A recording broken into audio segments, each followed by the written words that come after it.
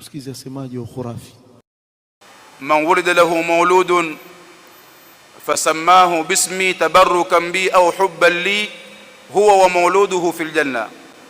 Yani atakaye, mtume asema atakayepata mtoto akamwita kwa jina langu kwa ajili ya kunipenda mimi ama kwa kutabaruku na mimi, yeye na mwanawe wataenda peponi. Salala makhurafi. Basi namna hiyo uongo jamaa. Sasa hapa ndio tuanza kuchekwa sisi na wasiokuwa Waislamu. Hii ni hadithi ambayo Mtume sallallahu alayhi wasallam ansema. Wallahi hajasema Mtume sallallahu alayhi wasallam maneno kwa eti ampa dhamana mtu, ukimwita mtoto wako Muhammad, wewe na mtoto wako maadamu unamwita kwa jina kunipenda mimi, kutabaruku na jina langu, basi wewe na mtoto wako mwenda peponi. Haya maneno hakuyazungumza Mtume sallallahu alayhi wasallam. Wala kusema hivi haimaanishi kuwa wewe humpendi Mtume sallallahu alayhi wasallam. Maana wanazo hizi wasema hawachelewagi makhurafi. Wakikosolewa hapa wataondoka katika nukta ya mzozo, wataenda waona mawahabi bana. Tartibuni, wacha hiyo njia ya kutaka kuwashinda watu kisaikolojia ukawanyamazisha. Huwezi kutupeleka sisi na ujinga huo eti kwa sababu khurafi wewe umemtungia uongo Mtume sallallahu alayhi wasallam. Badala ya sisi kumtetea tunyamaze kwa kuwa kuna khurafi fulani atakuja kusema kuwa waona wale hawataki watu waitwe Muhammad, tusema la, anayetaka kumwita mtoto wake Muhammad amwite, lakini asidhanie kuwa kwa kufanya hivyo basi ashakuwa yeye amefanya nini, ameingia peponi. Kuna fatwa nitaisoma mmalizia hapa, hii klipu ndefu kapamba pamba, sijui kunaona wavioni gani ukaitwa Muhammad kwa sababu ni la.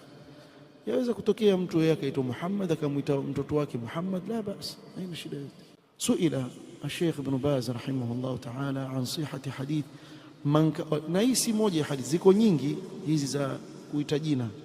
Man kana ismuhu Muhammadan fala tadribhu wala tashtumhu, ukizaa mtoto ukimwita Muhammad basi usimchape wala usimtukane, usimtusi sababu aitwa Muhammad. Hii pia ni hadithi wameitunga. Sasa Mtume sallallahu alaihi wasallam asema muru auladakum bis-salati wa hum abna 7 wadribuhum alaiha wa hum abna 10.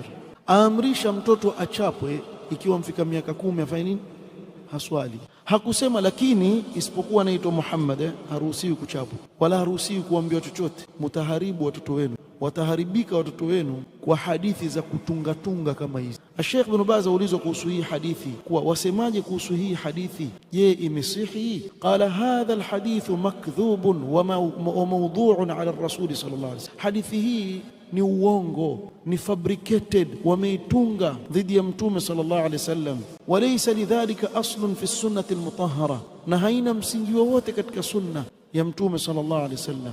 Na hii aliyotaja huyu bwana pia ni katika kundi hili la hadithi kama hizi. Wa hakadha qawlu man qala man samma Muhammadan fa innahu lahu dhimmatun min Muhammadin wa yushiku an yudkhilahu bidhalika aljanna, mwenye kuita jina Muhammad basi yule Muhammad ana dhima ya Mtume sallallahu alaihi wasallam, karibuni ya karibia atamuingiza peponi kwa sababu kajiita kwa jina lake.